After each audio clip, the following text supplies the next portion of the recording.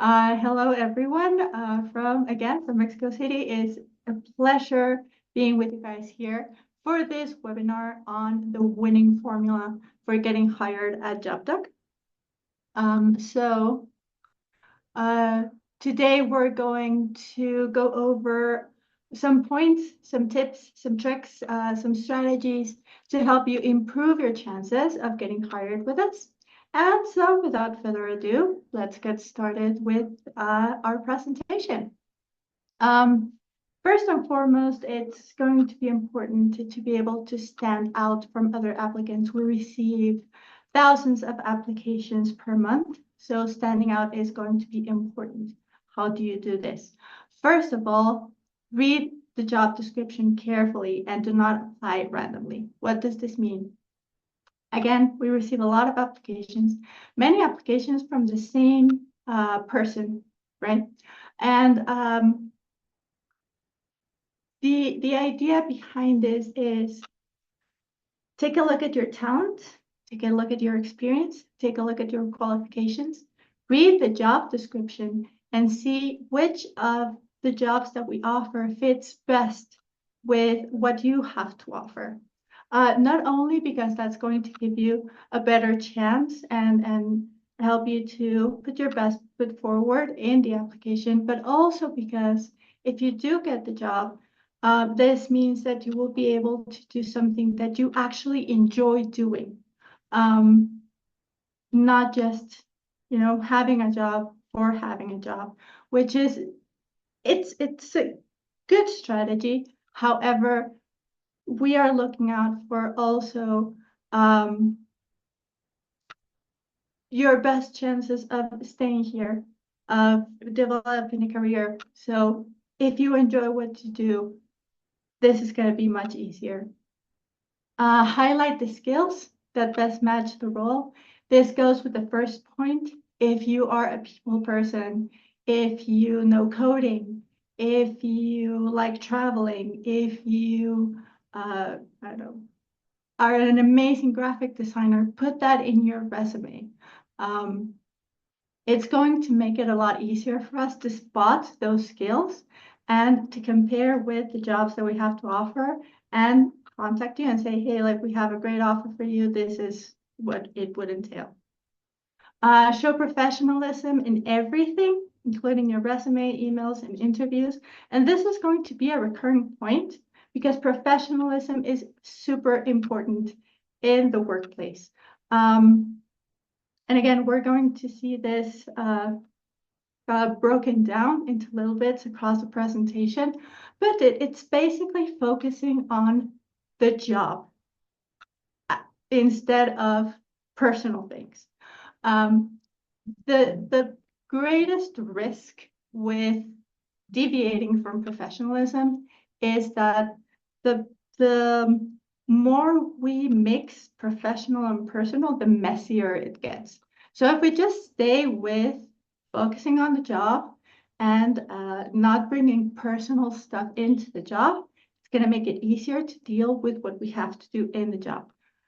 But and it works the other way around as well. If you don't take your job into your home, it's going to make it easier for you to deal with what's happening at home. So again, we're going to develop this a bit more during the presentation, but stay professional at all times. Pay attention to details. Small mistakes could cost you. So if you've ever made a bank transaction and they gave you the account number and they gave you the amount, if you miss one number in the account number, you run the risk of sending that money to someone else, and then recovering it is going to be a hassle. If you put one zero, like one extra zero to the amount, and then hit send, you're going to be transferring a lot more money than you thought you would be initially. So, and those are little details. 100 is not the same as 1,000. So attention to detail is going to be very important, not just in the application, in life itself and in the job, of course, but attention to detail is going to be very important. So make sure you read things twice if necessary. try to eliminate distractions whenever you can, so you can focus on what you're doing, and that is going to bring up your level of attention and awareness to what you're doing. Moving forward, resume do's and don'ts. Do keep it clear, short, and relevant. Again, focus on your skills, focus on achievements, focus on the things you have to offer, not only the tasks and the duties that you had to perform, but what did you achieve with that task? What did you gain with that duty, right?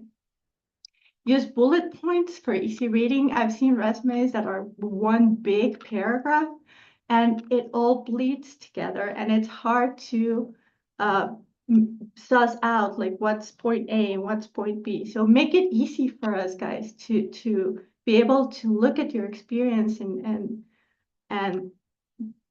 gain all the knowledge and the information that we need from that document. Proofread everything. A typo can make a big difference between what you're actually trying to say and what you said in the end. So there's a lot of virtual tools that will assist with proofreading. Use them. This ties up again with attention to detail. You need to take a look at what you read it twice, read it 3 times, run it through a software and AI that can help you, point out if there's a mistake. Give yourself make it easy for us and also give yourself the best chance. And this goes for the application. You can apply it to your personal life. You can apply it to your work life. It's kind of like universal principles.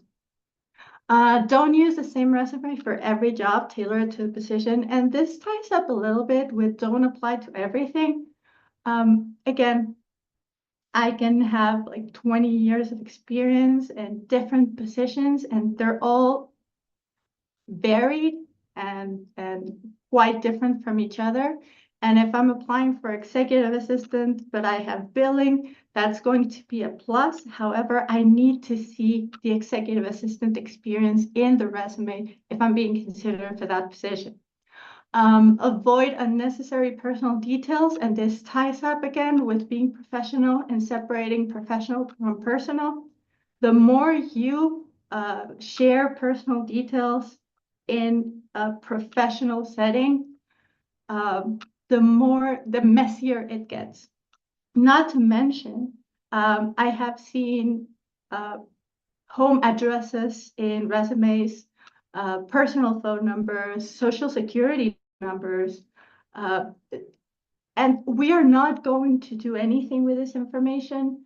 To be very clear, this information, if you send it to us, we're not going to make use of it. We ask you to take it out, but this is not information that you want in the internet itself. So be careful with what you put out there, not just in our application, but overall in the web. Now, who is our ideal candidate? Someone who is proactive, a problem solver, and eager to learn. I'm going to make a quick stop here, guys. If you have questions, if you have comments, leave them in the chat.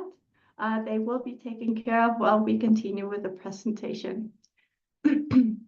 Sorry. So someone who is proactive, a problem solver, and eager to learn.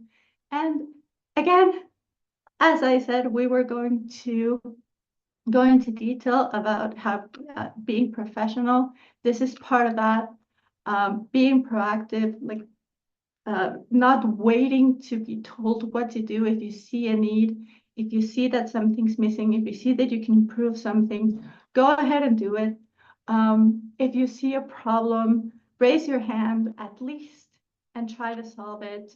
And your professional development is mostly in your hands.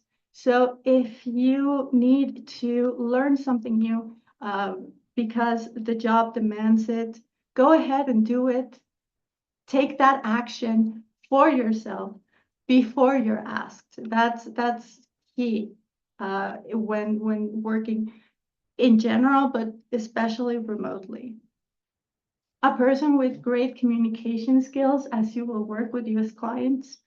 For those of us that English is not our first language, this is super important because basic English, tourist English, social English is not the same as business English.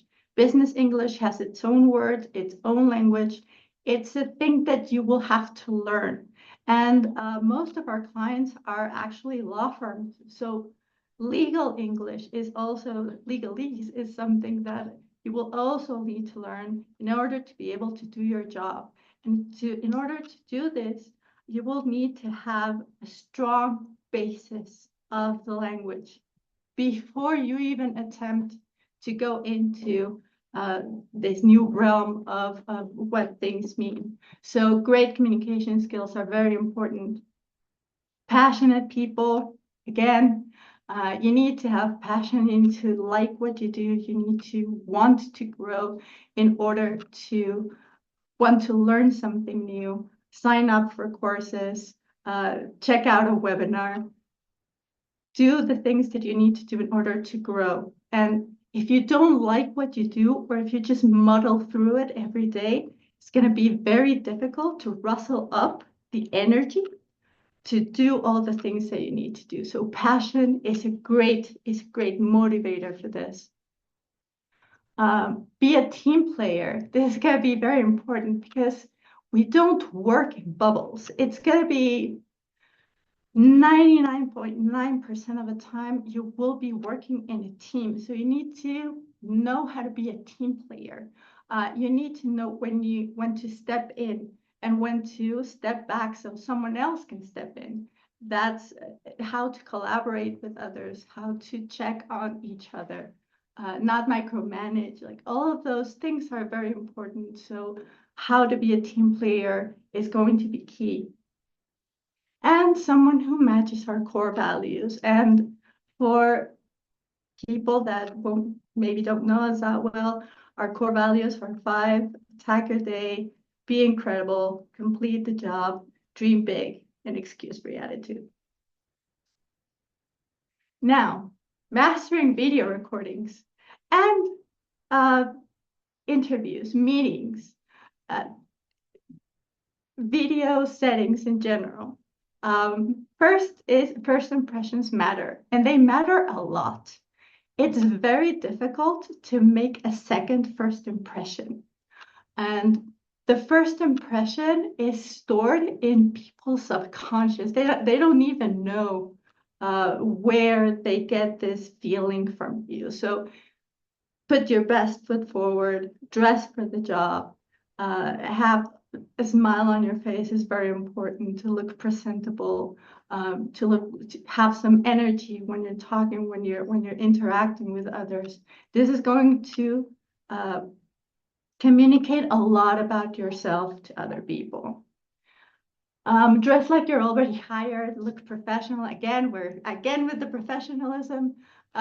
Because we're working from home, there's this trend of we start going into the more comfortable section of our closets, and some people end up in their pajamas. So again, pajamas are personal. No one outside of your house, outside of your family and loved ones should be seeing your pajamas. Not that you need to be dressing in suits and ties and dresses every day, but business casual will always work in this setting. Speak clearly and confidently. Speaking clearly is going to be very important. If I slur my words, if I mumble, if I whisper, you won't even know what I'm saying to you, which is going to hinder communication. So that one's very important. Confidence, as it's basically driven by how comfortable you are with the subject you are talking about. and how comfortable you are with the language that you're using. So the more comfortable you are with the English language, the better you're going to be able to communicate. The more you know about the subject you are talking about, the more confident you will sound. So those are two tips for that. Choose a quiet, well-lit environment. Again, if people can't see me, it it it hinders their again subconscious um, relationship with me, and we tend to not trust very much what we can see. So it's important that people can see you. Quiet, again, anything that's distracting other people from what you are telling them is going to hinder communication and it's not going to benefit you. Also, it might not only interrupt you, but it might distract you. And something that distracts you uh, mines that confidence that you had before. So not only for other people, but also for yourself, a quiet, well-lit environment is going to be very important. Be yourself, show personality, but again, stay professional. Again, uh, if we are talking about what we had for breakfast, doesn't mean that you cannot share. If we are talking about, I don't know, my favorite color, go ahead and talk about your favorite color. But if we are discussing a report, do not bring up, you know, I don't know, deeply personal information that no one needs to know, right? Again, keep work and personal separate as much as possible. Your workplace is dedicated to work. Don't read a script, sound natural. As you can see, it's something that I'm doing right now, and it's something that we're gonna see a couple of tricks here as well for this, but even though you can read some things off the screen, if you just dedicate to reading, you're gonna sound robotic, you're gonna sound scripted. And again, that doesn't help with you demonstrating your personality and who you are. So as much as possible, as much as you can. It's not inventing things. You need to know what you're talking about, but try not to read it from a screen. Try to say it with your own words. Now, English skills. How good should they be? Again, fluent enough to communicate professionally with US clients. And in this case, we're talking mostly about lawyers. So you need to have a strong foundation in the language before you go into the realm of legal speak. In this case, the proficiency levels that we're looking for are from B2 and upwards. So B2, C1, and C2. Why? Because B2 is the minimum proficiency that allows you to start building up on it so you can get to a decent level in corporate English, which is different. It has a different vocabulary, it has different words, it has sayings, and the more you already have the basics, you don't need to worry about them. You just need to start building on them. Avoid robotic one-word answers. So show that you can hold a conversation. Not just because this will also speak to your personality, but it will also speak to your mastery of the language. If we ask you a question and you say yes, no, maybe, I'm not really sure what your English level is, and I need to be sure because we want you to succeed. So if we put you in front of a client, they're going to expect a lot more, and it's not a good experience to put you in a position where you won't be able to showcase your skills, and that's exactly what we want to do. Is your English not perfect? Practice daily. Watch movies, listen to podcasts and music, watch our webinar recordings, and read aloud. And you're probably going to feel a little ridiculous the first time you do it if you've never done it. If you have someone to practice with, that's amazing. Um, Practice with them. However, if you don't, go ahead and do it by yourself. Again, you might feel a little ridiculous at first, but as time goes on and as you see progress, you're going to start feeling a lot more confident with what you're doing. Um, and I can attest to the success of this strategy because it's how a lot of us have learned English in the first place. Especially, for example, singing will give you a lot of the pronunciation that you maybe reading aloud doesn't give you because you're only seeing the word, but you don't know how to pronounce it. Singing will do that. So these are all tools, guys. You can use them. Now, applying for the ideal role.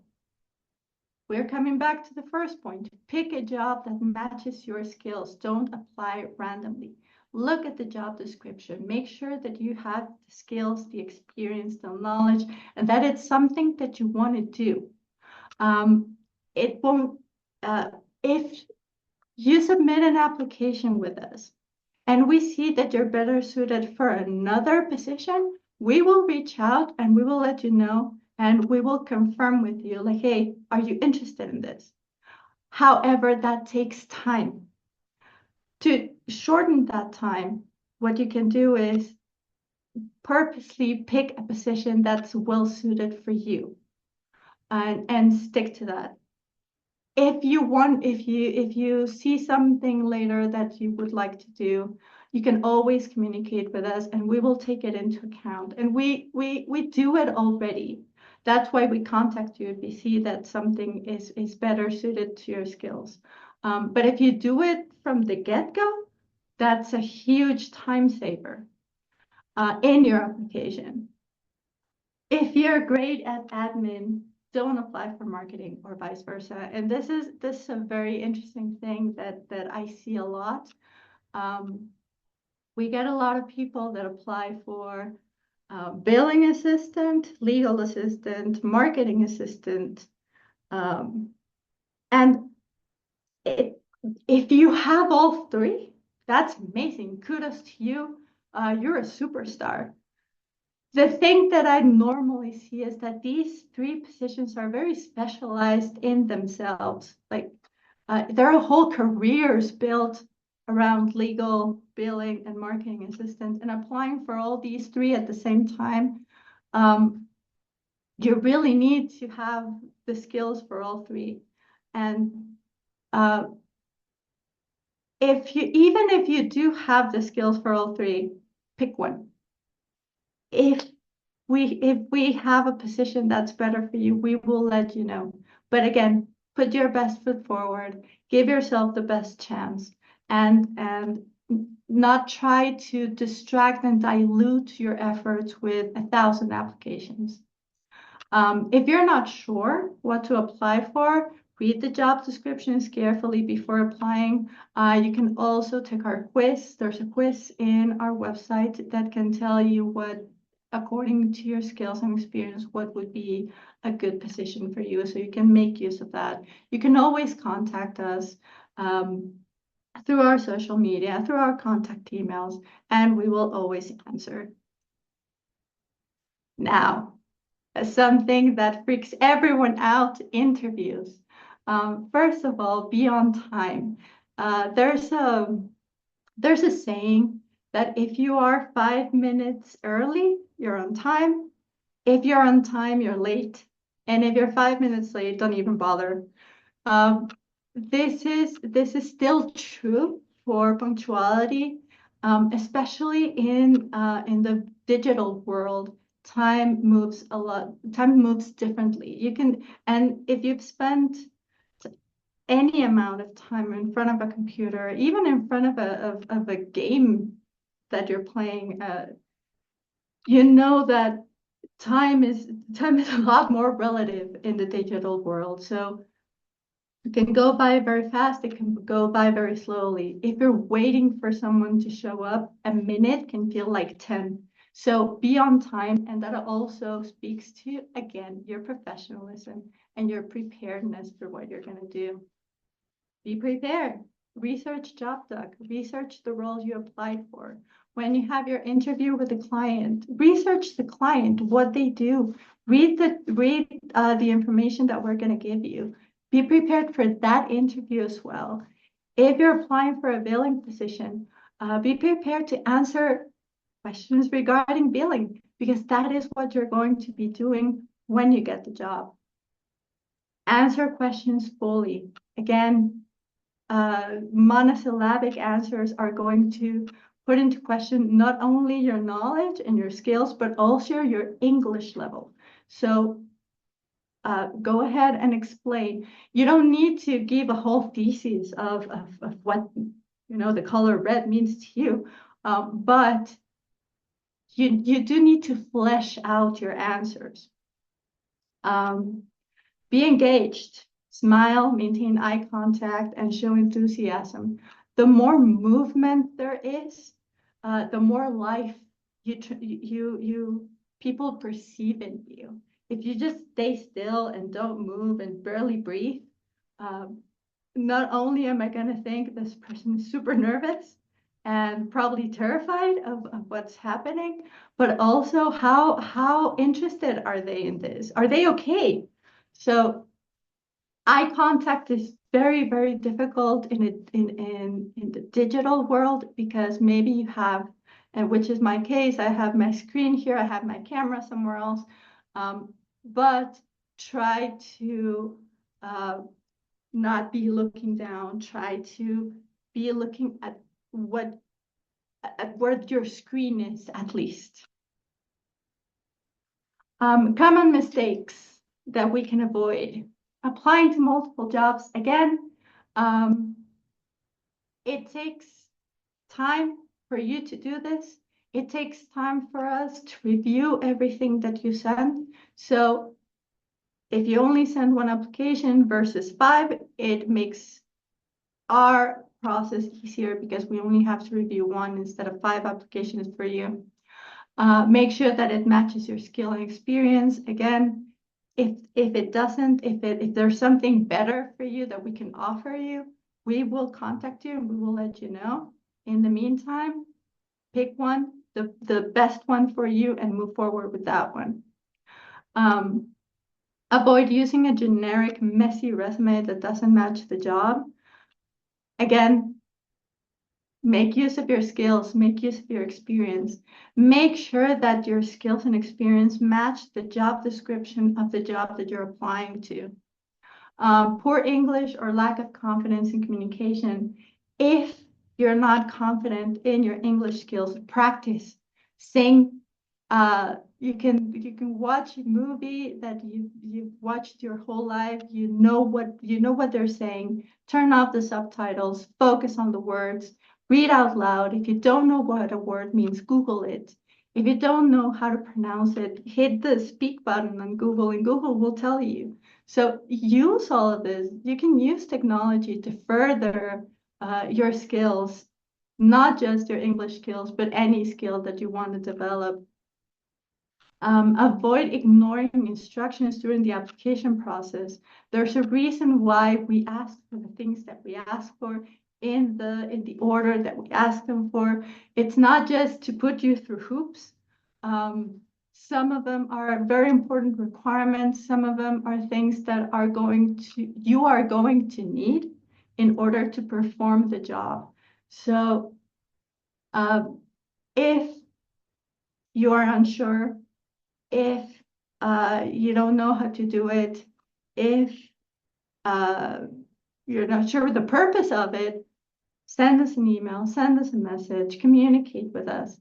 We will answer. And of course, this also ties with attention to detail. First, you need to read the instructions and then pay attention to them and then follow them, right? So it's time for Q&A. That's all for the presentation. Thank you so much, guys, for all your attention. I see there's a lot of messages in the chat. I see a lot of reactions. Thank you so very much for being here. Thank you so very much for your time. And let us know, how can we help?